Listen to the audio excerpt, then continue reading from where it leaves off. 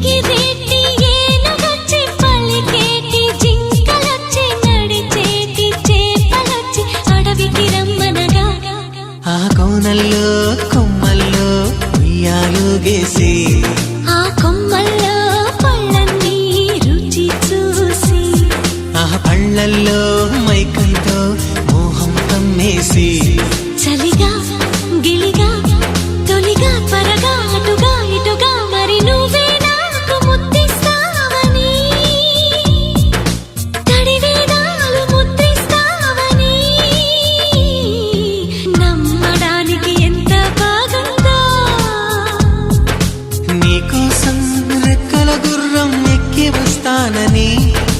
పగడపు దీవికి నిన్నే నేను తీసుకెళ్తానని ఇక ఏ నాటికి